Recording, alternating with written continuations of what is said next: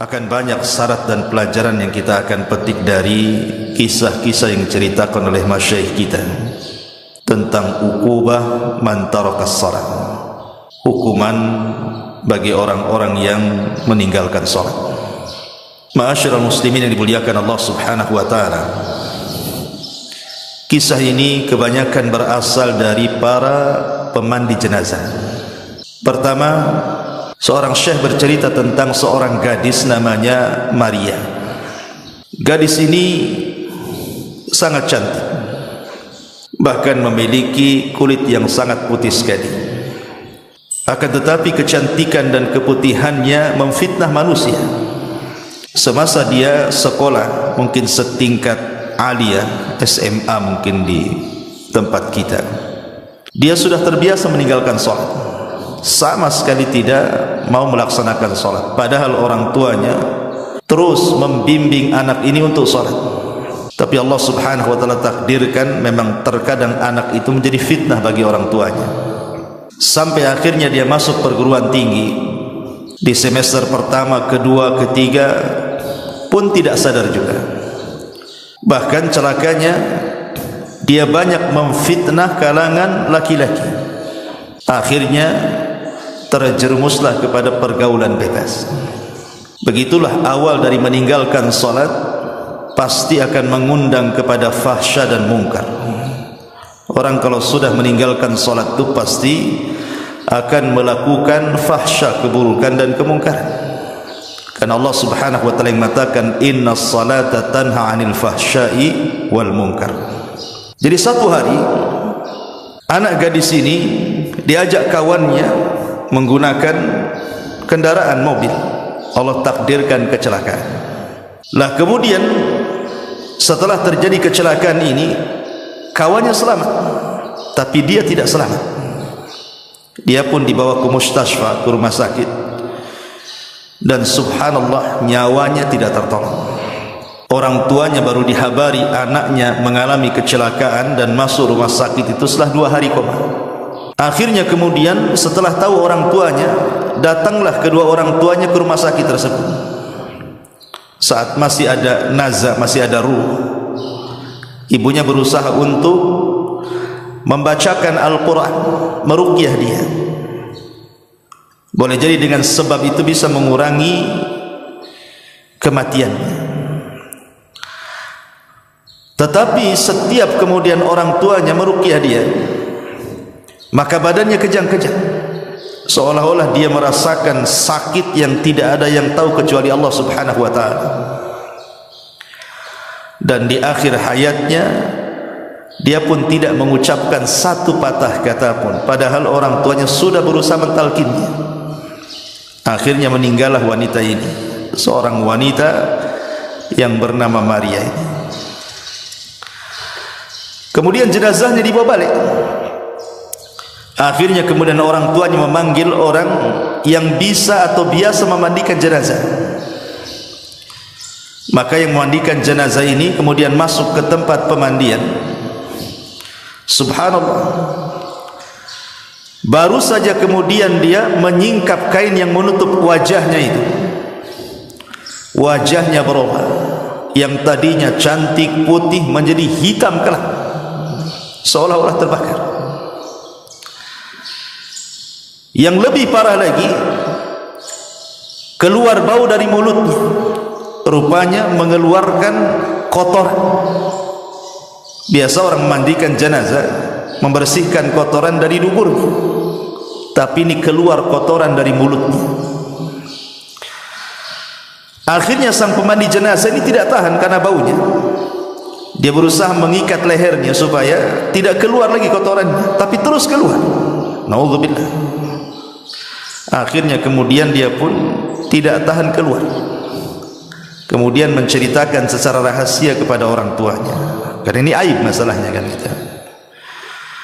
Akhirnya kemudian masuklah dia dan kedua orang tuanya, kemudian memandikan bersama-sama, walaupun sesulit apapun akhirnya selesailah pemandian itu.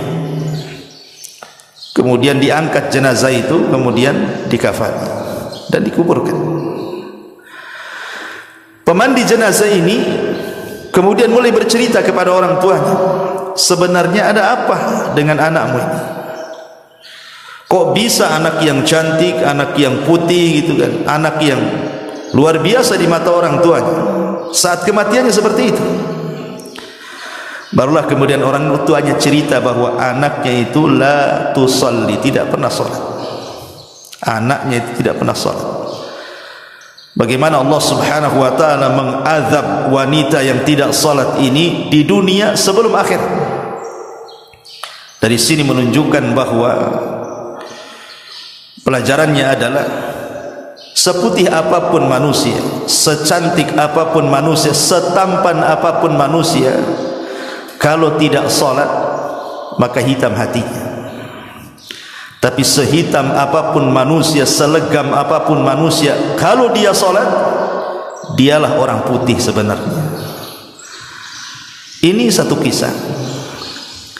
Kisah yang kedua masih dari seorang pemandi jenazah.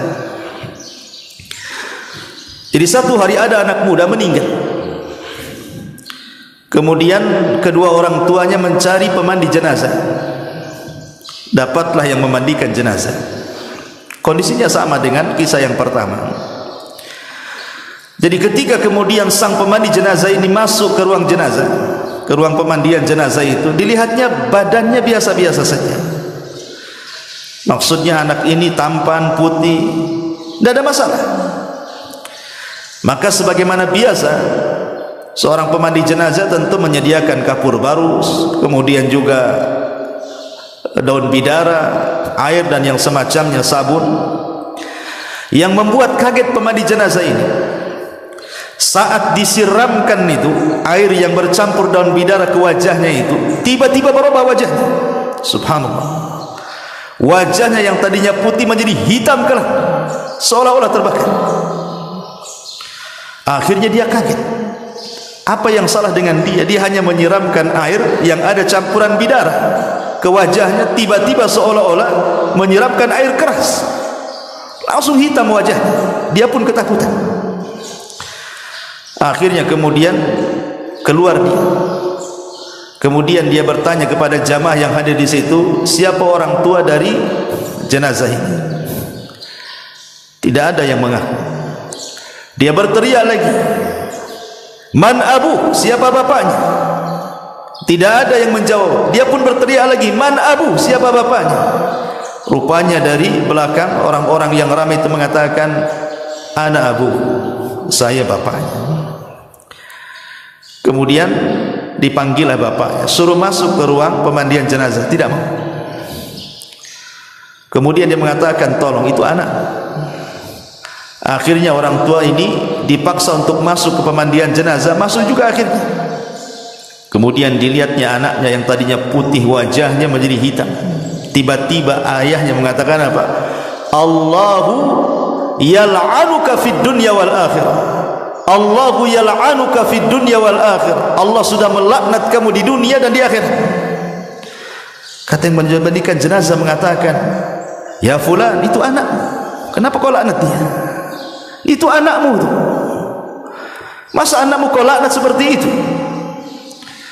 Maka ayahnya bercerita dan mengatakan, demi Allah, aku ini sayang dengan anak, tetapi setiap aku suruh dia salat, dia tidak mau salat.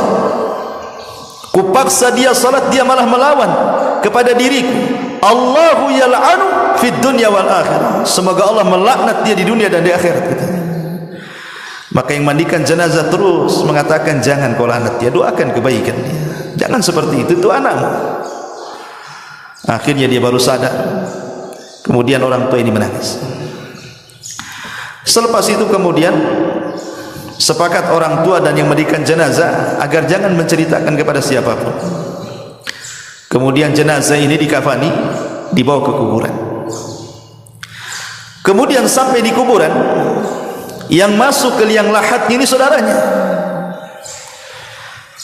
Ketika sudah sampai di liang lahat, itu jasad itu ada di liang lahat.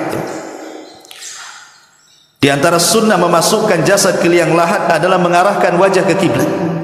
Itu di antara sunnah. Subhanallah. Ketika ini dia hendak mengarahkan wajahnya ke kiblat, ada gerakan di wajahnya. Kaget dia, kok ada gerakan di wajahnya, seolah-olah dia hidup padahal dia mati. Rupanya setelah kemudian dilepas, wajahnya tiba-tiba berputar 180 derajat, berputar, tidak mau mengarah ke kiblat. Diputar lagi, terputar lagi ke arah lain, sampai 3 kali. Akhirnya ketakutan. Kemudian dia pun naik ke atas kuburan. Dia mencoba mentelpon ahlul ilmi, ulama, meminta fatwa. Ini gimana nih? Wajahnya enggak menghadap kiblat, asih berbalik ke arah ke belakang kiblat gitu kan. Akhirnya para ulama yang ditelepon dia memberikan fatwa, sudah, kalau memang tidak bisa diarahkan, kuburlah seperti itu. Akhirnya dikubur seperti itu.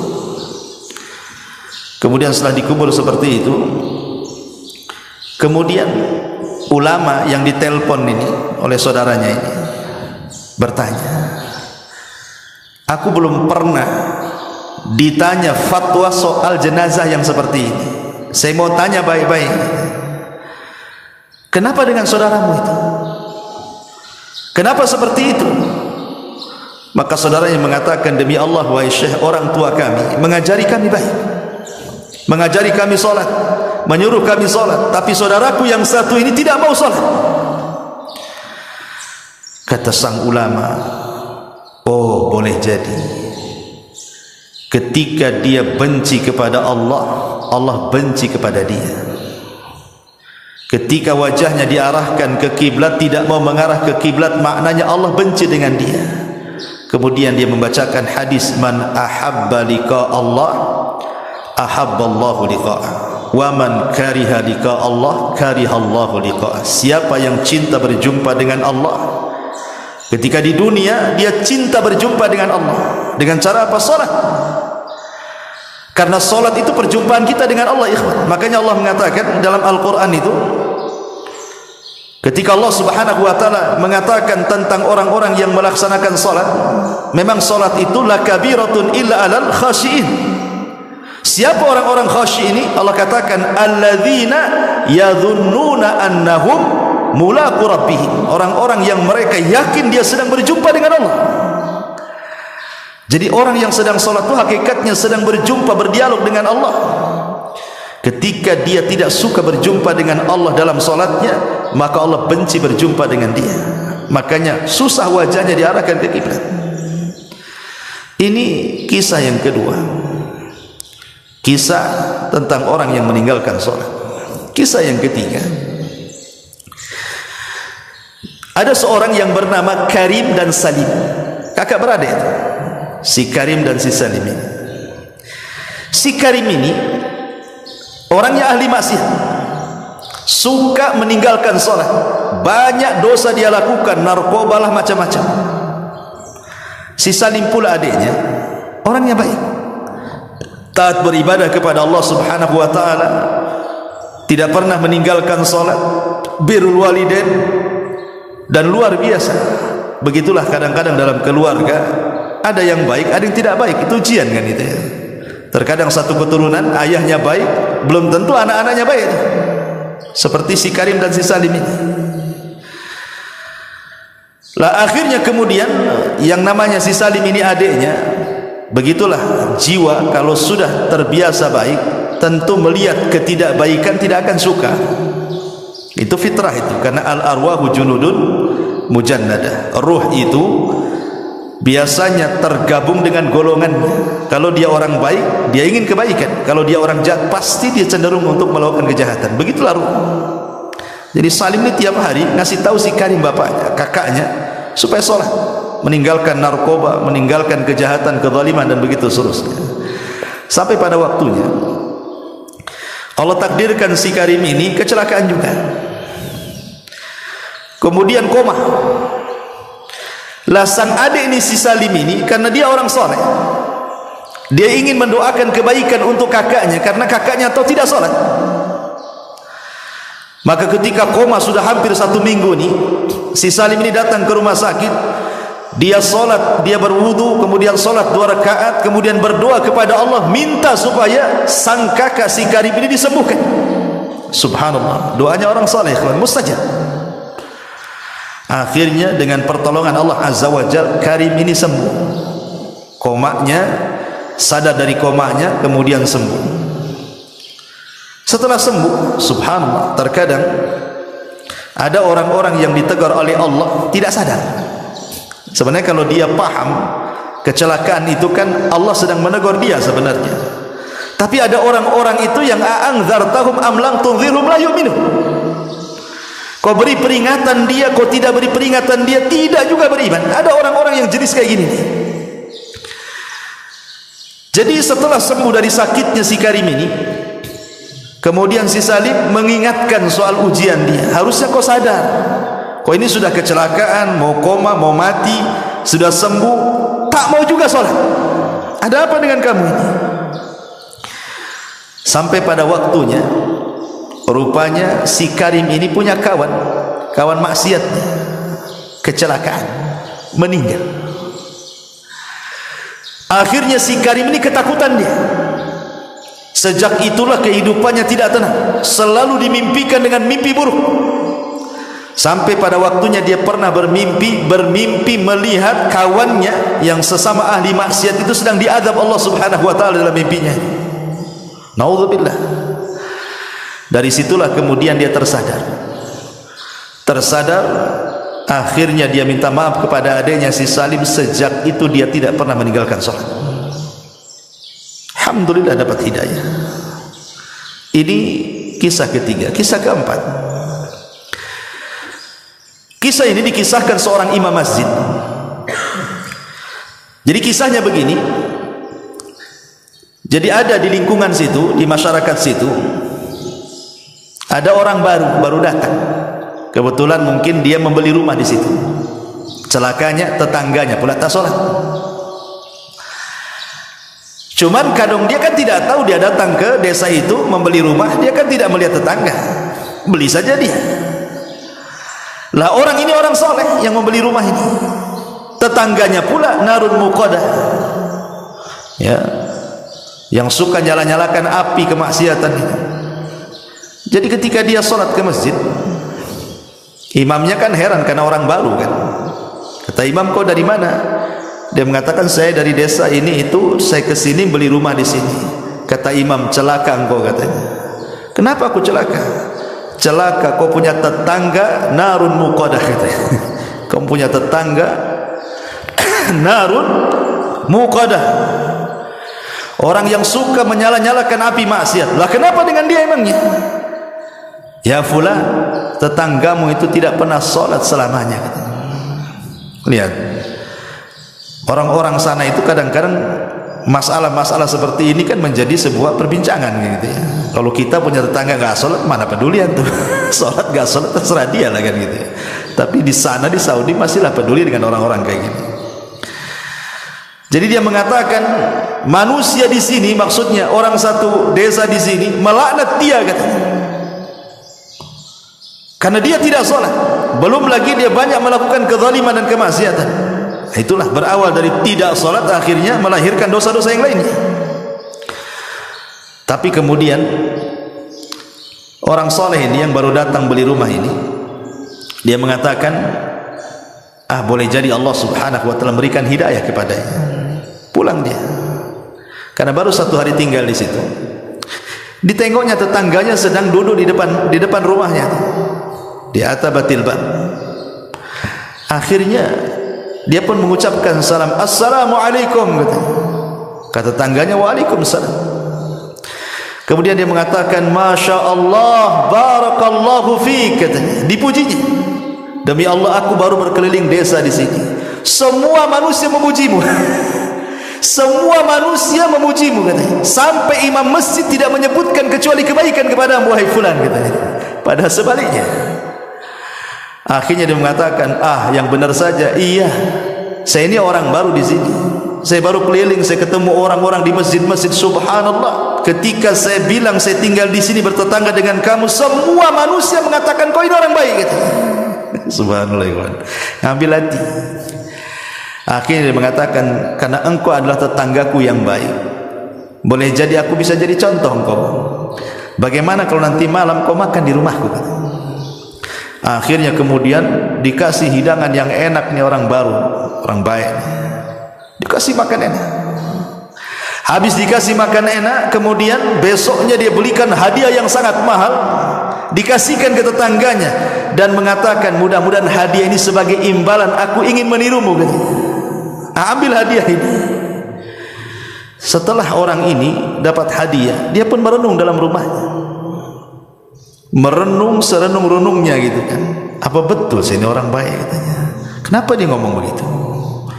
Sejak itulah ketika waktu subuh dia terbangun, melihat tetangga barunya ini ke masjid, dia ikut pula ke masjid. Kemudian dia pun sholat di saf pertama. Imam ini geleng-geleng kepala, karena selama masjid itu terbangun sampai hari itu, itulah sholat fajar pertama dia. Sholat fajar pertama dia. Ketika dia melirik kepada orang baru, senyum-senyum saja orang baru ini. Kata imam, ya fulan, kau apakan orang ini? Kau sihir dia? Dia tidak pernah melangkahkan kaki ke masjid. Macam mana dia bisa tegak di saf pertama pula kan itu? Ada apa dengan kamu katanya? Kau apakan dia katanya? Dia mengatakan tidak ada apa-apa. Saya hanya berkunjung ke rumahnya, kemudian saya ajak makan di rumahku, ku kasih hadiah, hanya itu saja.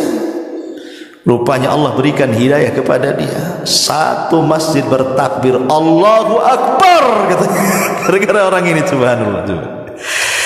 Ini kisah ikhwatu fiddin muliakan Allah Azza wa Jalla. Terlepas kisah ini nyata ataupun tidak nyata, saya mendengar dari YouTube gitu, para masyayikh menceritakan. Tapi yang jelas bahwa orang yang meninggalkan solat ini sangat bahaya sekali. Umar bin Khattab radhiyallahu anhu saat menjadi khalifah, dia banyak mengirim surat hampir ke semua wilayah kekuasaannya. Yang pertama Umar tulis adalah perhatian manusia tentang sholat. Umar ini pertama dia berkuasa, kemudian Islam berjaya di zamannya, kemudian menyebar Islam ke seantero daerah di mana-mana. Umar pertama kali menyurati daerah-daerah itu mengingatkan soal sholat. Kata Umar bin Khattab radhiyallahu an, ihfadhu as-salata fala tudayyi'uha. Jaga oleh kalian salat, jangan kalian lalaikan salat itu, kalau kalian ingin berada dalam lindungan Allah Azza wa Jalla. Makanya saat Umar bin Khattab radhiyallahu an ditusuk saat salat subuh oleh seorang majusi, Abu Lu'lu' al-Majusi. Kemudian Umar pun menghentikan salatnya karena pingsan pada rakaat pertama, hendak ke rakaat kedua ditusuk saat jadi imam. Sampai-sampai dia mengira bahwa dia sedang digigit anjing, dan dia mengatakan apa? Akalatni kalbun, akalatni kalbun. Anjing sedang menggigitku, padahal sedang ditusuk dari belakang beberapa tusukan oleh Abu Lu'lu' al-Majusi. Orang yang sangat dendam dengan Umar karena Umar membebaskan Persia. Akhirnya di rakaat kedua Umar kan tumbang, yang menggantikan Abdurrahman ibn Auf. Kemudian Abu Lu'lu' ini dikejar, kemudian menyabetkan pisau yang ada di tangannya sampai 7 sahabat tumbang dan mati di tempat. Yang lainnya luka-luka. Kemudian dihadang Abdurrahman bin Auf, kemudian dia bunuh diri. Tapi Umar ini sempat diselamatkan. Ketika diselamatkan Umar ini, tabib didatangkan, setiap dimasukkan obat keluar dari bekas lukanya. Kata tabib, Umar tidak mungkin selamat. Umar ketika itu pingsan. Akhirnya kemudian orang-orang berusaha menyadarkan Umar bin Khattab, tapi tak sadar-sadar. Ada orang yang paham kebiasaan Umar itu adalah salat, sehingga kemudian dibisikkan di telinganya dan mengatakan, ya Amirul Mukminin qad shalla, apakah kau telah salat? Subhanallah, hanya semata-mata diingatkan salat, terbangun Umar tu. Kan heran ya, orang pingsan diingatkan salat bisa bangun. Kita ini tak pingsan. Kita ini hanya tidur. Kadang-kadang masjid musola itu bersaut-saut tuh. Kadang-kadang corong pula ke jendela dia. Tak juga bang. Oke lah tidur dia. Yang enggak tidur, yang hidup di jalan-jalan itu, suara azan lah, saut-sautan sana sini, pun sudah mati hatinya, tak tergerak juga. Umar ini sedang pingsan, diingatkan sholat, terbangun dia dan mengatakan, Allahu qad shallait, katanya, demi Allah aku tadi perasaan sudah sholat, katanya. Ada seorang sahabat namanya Musawwar ibn Mahramah. Musawwar ibn Mahramah ini kemudian menceritakan tentang kisahnya. Maka Umar ketika mendengar bagaimana kisah dia tadi ditusuk di masjid, dibawa ke sini kemari, maka Umar bin Khattab radhiyallahu anhu kemudian mengatakan kepada Musawwar ibn Mahramah, la hadda fil Islam liman taraka shalah. Tidak ada bagian dalam Islam bagi orang yang meninggalkan salat. Artinya orang yang meninggalkan salat itu tidak layak dimandikan, tidak layak dikafankan, tidak layak disolatkan, tidak layak dikuburkan di kuburan kaum muslimin. Karena orang yang tidak salat itu kafir. Rasul yang mengatakan gitu, al-ahdu bainana wa bainakumus shalah faman tarakaha faqad kafar. Perbedaan kita dengan orang kafir itu di salat. Siapa yang meninggalkan salat, kafir dia. Makanya Syekhul Islam Ibn Taimiyah rahimahullahu ta'ala menukilkan ijma, konsensus ulama, kesepakatan ulama, man taraka salata jumlatan faqad kafar ijma'an. Siapa yang meninggalkan salat secara jumlah, maknanya lebih banyak meninggalkan dibandingkan melakukan, kafir secara ijma ulama. Tidak ada khilaf. Yang menjadi khilaf ulama tentang orang meninggalkan solat apakah dia kafir atau tidak itu yang meninggalkan sekali-kali. Dia solat tapi meninggalkan sekali-kali. Apakah orang yang meninggalkan sekali-kali ini kafir atau tidak? Disinilah terjadi khilaf ulama. Tapi orang yang meninggalkan solat lebih banyak dibandingkan yang melakukan, kata Ibnu Taimiyah, ijma', sepakat konsensus ulama, kafir, tidak ada khilaf ulama. Tapi kalau yang sekali-kali meninggalkan, di sini khilaf ulama. Kata Syekh Albani rahimahullahu taala, lihat meninggalkannya. Kalau meninggalkannya dia kufur dengan kewajibannya, kafir. Tapi kalau meninggalkannya hanya karena malas, hanya karena ada hal-hal yang menjadikan dia tidak sholat, nah ini tidak kafir, hanya fasik saja. Walaupun sebagian ulama lebih besar atau jumhur ulama mengatakan tetap kafir. Orang yang meninggalkan salat walaupun sekali dua kali, dia harus syahadat lagi. Kenapa? Karena tidak ada satu dosa di mata para sahabat kalau meninggalkan bisa kufur kecuali salat.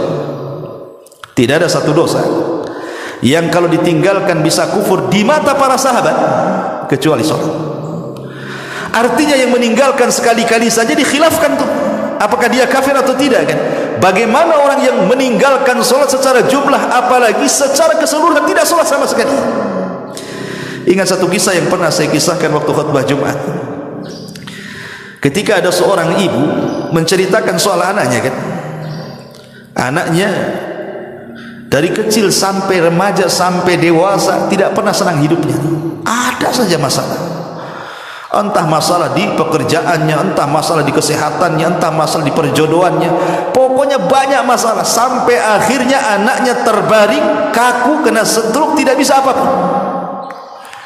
Sehingga ibunya, namanya ibu kasihan dengan anaknya, berusaha meminta fatwa kepada ulama dan mengatakan, ya Syekh, ada apa dengan anak saya? Apakah anak saya tersihir dari kecil sehingga hidupnya saya lihat tidak pernah senang? Apakah anakku mashur disihir? Kata Syekh tidak langsung mengiyakan, dia hanya mengatakan, apa anakmu sholat? Disinilah jawabannya, kata ibunya, anakku tidak pernah sholat.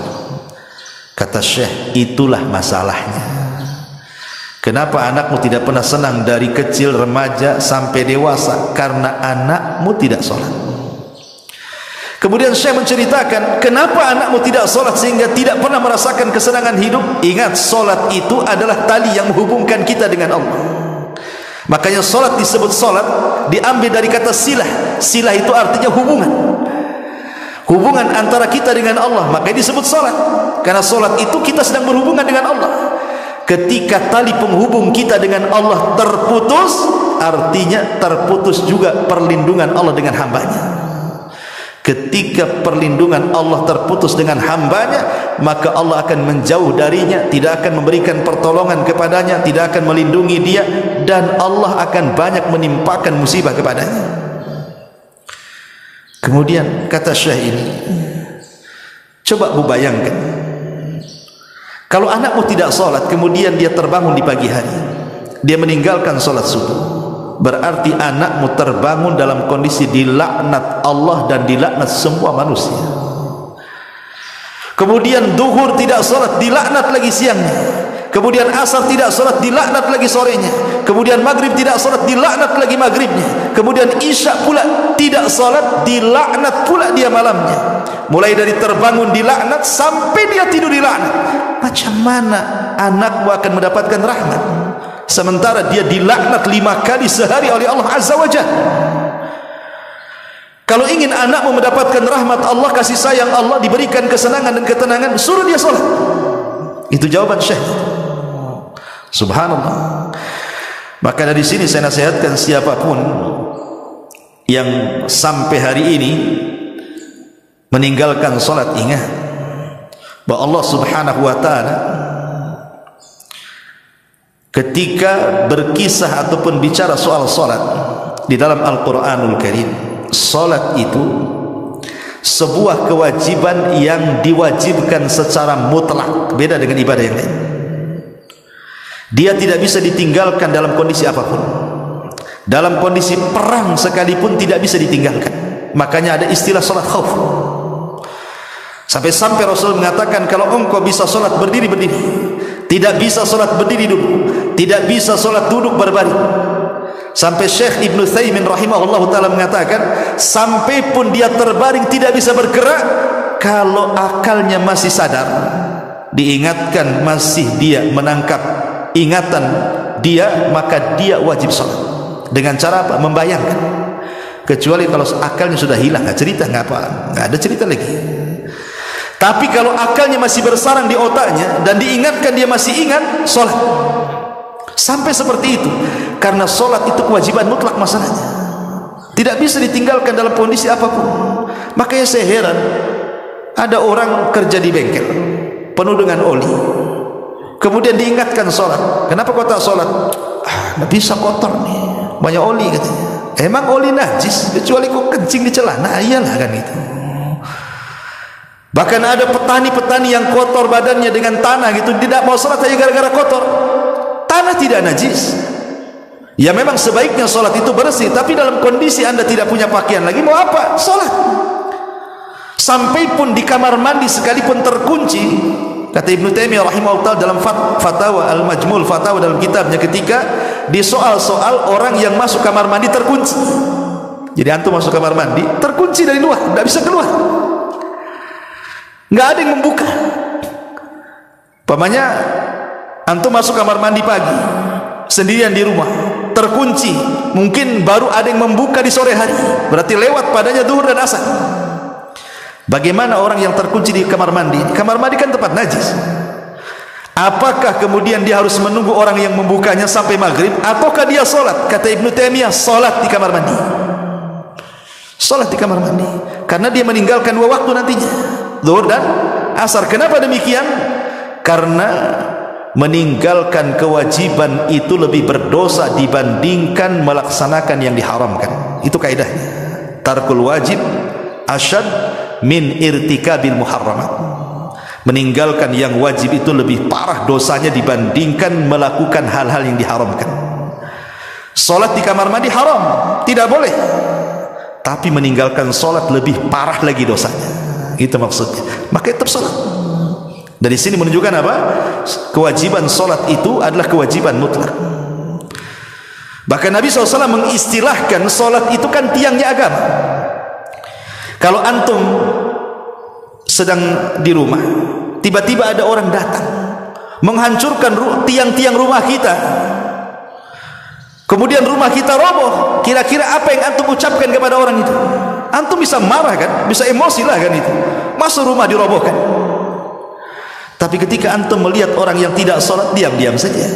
Padahal orang yang tidak meninggalkan sholat itu dia sedang merobohkan agama. Kita marah dengan orang yang merobohkan rumah kita, tapi kita tidak marah dengan orang yang merobohkan agama. Coba bayangkan, kan aneh itu. Rasul yang mengatakan as-salatu amududdin, salat itu tiangnya agama. Kata Nabi SAW, Ra'sul amri al-Islam wa amuduhu salah wa dhirwatu sanamihil jihadu fi sabilillah. Pokok urusan hidup manusia itu Islam, tiangnya salat. Puncak dari amal soleh adalah jihad di jalan Allah Subhanahu wa ta'ala. Dan ingat, orang yang meninggalkan salat, Allah tidak akan melihatnya, Allah tidak akan bicara dengan dia, Allah tidak akan membersihkannya. Hilang cahaya di wajahnya, terputus dengan langit, tidak ada hubungan lagi dengan Allah Subhanahu wa ta'ala. Kalau dia mati, sekali lagi saya ulangi, tidak disolatkan, tidak dimandikan, tidak dikafankan, tidak dikuburkan di kuburan kaum muslimin. Bahkan kalaupun dia hidup, dia tidak boleh masuk Mekah dan Madinah karena dia dianggap najis. Tidak boleh orang meninggalkan solat masuk Mekah dan Madinah.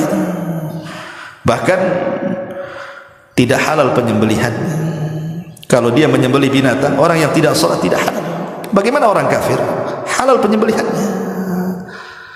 Tidak bisa seperti itu. Bahkan kalau kita melihat di permulaan dakwah Rasul, surat yang pertama turun apa? Iqra. Rasul disuruh belajar. Kemudian surat setelahnya Al-Mudaththir dan Al-Muzammil. Muzammil itu perintah sholat, walaupun sholat sunnah. Kemudian setelah itu turun surah Al-Fatihah. Lah dari sini menunjukkan bahwa kalau kita perhatikan dari surat-surat yang awal-awal turun saja, itu tekanannya kemana? Ke sholat. Ya, karena turun surah Iqra, kemudian Mudaththir, kemudian Muzammil, kemudian surah Al-Fatihah turun. Karena dalam sholat itu kan tidak bisa seseorang itu sah kecuali membaca surah Al-Fatihah. Kalau surat-surat yang lain itu boleh dibaca, boleh tidak, sunnah hukumnya, tapi Fatihah tidak bisa ditinggalkan. Makanya kenapa kemudian permasalahan solat ini permasalahan yang serius dalam Islam?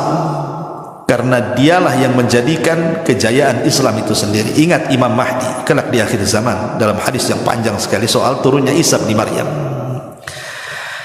Ketika pasukan Dajjal itu mengepung pasukan Imam Mahdi di Bukit Tursina, pasukan Imam Mahdi dan kaum muslimin tidak sanggup melawan Dajjal, sehingga kepala kerbau lebih berharga dibandingkan uang dinar dan dirham, karena mereka kelaparan masalahnya. Sampai akhirnya pasukan Al-Mahdi mengatakan kepada Imam Mahdi, kalau kita tetap bertahan di bukit ini kita akan mati sia-sia, sebaiknya kita bertempur hidup mulia atau mati syahid. Akhirnya mereka sepakat, menang kalah besok turun. Ketika di waktu subuh adzan dikumandangkan, tiba-tiba langit gelap. Kemudian dari langit ada cahaya, rupanya Isa bin Maryam turun diapit dua malaikat. Kemudian menemui kaum muslimin yang ada di Bukit Tur. Ketika itu qomat mulai dikumandangkan. Kemudian Imam Mahdi mengatakan, taqaddam ya ruhallah, silahkan kau yang jadi imam wahai Isa. Tapi Isa menolaknya dan mengatakan, setiap kaum ada imamnya, kau saja. Akhirnya Imam Mahdi menjadi imam. Kemudian Nabi Isa menjadi makmum di belakang Al-Mahdi, salat fajar. Kemudian setelah itu, setelah selesai salat, Isa mengusap semua wajah pasukan kaum muslimin di bawah kepemimpinan Al-Mahdi dan menyebutkan tempat tertinggi di sorga. Bukan mereka akan masuk sorga, tapi menyebutkan tempat tertinggi di sorga. Maka berbahagialah orang-orang yang diusap Isa bin Maryam kala itu. Maka setelah itu mereka turun gunung, kemudian menghancurkan tentara Dajjal, dan Dajjal mati di tangan Isa bin Maryam. Syahidnya apa di sini? Kemenangan peperangan Al-Mahdi dan juga Isa melawan Dajjal dilakukan setelah salat fajar. Syahid di sini. Makanya ada seorang jenderal Israel dimuat dalam majalah. Dia mengatakan kalau seandainya salat subuh di Palestina itu sebanyak salat Jumat, kalau setiap masjid di Palestina salat subuhnya sebanyak salat Jumat, Israel akan tumbang dengan sendiri, karena kekuatan ada di situ. Artinya kalau kita cerita tentang kekuatan-kekuatan Islam, Islam harus jaya, Islam harus kuat. Kalau masjidnya kosong, menghayal Anda. Kekuatan itu ada di masjid. Makanya kata ulama mengatakan, kalau seandainya manusia itu bisa mereka merekatkan kekuatan dalam masjid, itulah kekuatan yang hakiki umat Islam. Karena mereka sedang menyambung hubungan mereka dengan Allah, disitulah Allah memberikan pertolongannya. Jadi salat ini perkara yang sangat penting sekali. Jadi saya nasihatkan kepada siapapun yang mengerjakan salat, bertobatlah kepada Allah Subhanahu wa taala, karena hukumannya di dunia ada sendiri, di kuburan ada sendiri, di padang mahsyar ada sendiri, bahkan di neraka disediakan satu neraka yang disebut dengan Saqar. Masalakakum fi Saqar. Kenapa kalian bisa masuk neraka Saqar katanya? Apa jawaban penduduk neraka Saqar? Qalu lam naku minal musallin. Karena kami tidak salat. Bahkan suatu hari Nabi SAW pernah diperlihatkan satu azab kubur yang mengerikan. Dilihatnya Nabi SAW ada orang yang ditelentangkan. Dia sedang terlentang tuh satu orang. Kemudian di sampingnya ada orang berdiri membawa batu. Kemudian batu itu dibenturkan di kepalanya sampai hancur. Kemudian orang yang membentur batu ini pergi mencari batu lain.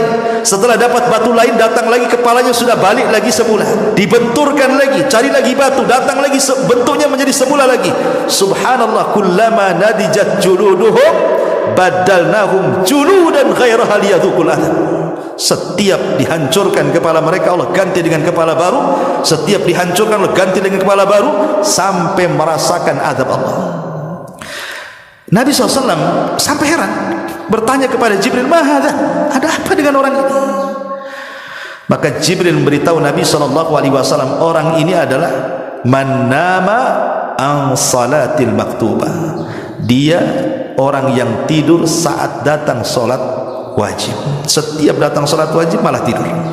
Datang duhur tidur, datang asar tidur, datang maghrib tidur, datang isya tidur. Subhanallah. Ini hukumannya, ini di kuburan ya. Kalau di dunia jelas, pasti saya pastikan orang yang tidak pernah salat hidupnya akan kacau dan tidak akan tenang. Kenapa? Karena Aisyah menceritakan, kana Nabi sallallahu alaihi wasallam idza hajabahul amru fazi'a ila salat. Nabi itu kalau ada kesulitan yang tidak bisa keluar dari situ, Nabi juga manusia, pasti ada kesulitan kan itu. Aisyah radhiyallahu anha mengatakan, Nabi itu kalau ditimpa kesulitan yang sangat menyulitkan bagi dia langsung salat. Jadi untuk memecahkan kesulitan itu adalah salat. Ya, salat itulah yang kelak akan mengurai masalah. Makanya ketika Nabi Ibrahim alaihi salatu wassalam ditangkap istrinya oleh raja zalim, raja Fir'aun Mesir, dan hendak kemudian digagahi kehormatannya, Ibrahim salat. Dia munajat kepada Allah untuk diselamatkan istrinya. Akhirnya istri diselamatkan. Makanya kata para ulama mengatakan bahwa puncak daripada setiap kebingungan, puncak dari setiap permasalahan dunia, karena anda tidak salat.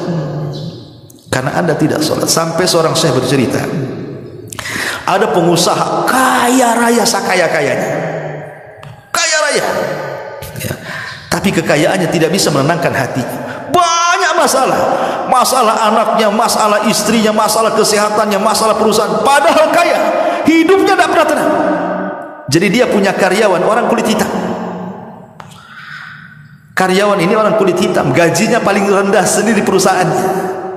Di antara staf-stafnya dialah yang paling rendah sendiri penghasilannya, gajinya itu. Tapi dia pandang, dia pula yang paling enjoy kerjanya. Enggak ada beban, enggak ada keluhan, enggak ada apa-apa. Jadi pemilik perusahaan ini heran, memanggil orang berkulit hitam itu. Aku lihat kok tenang-tenang saja hidupmu, kok biasa saja, kok gaji paling kecil, tapi saya lihat paling banyak tertawa, paling banyak tersenyum, enggak ada beban bagi hidupmu. Apa rahasiamu katanya?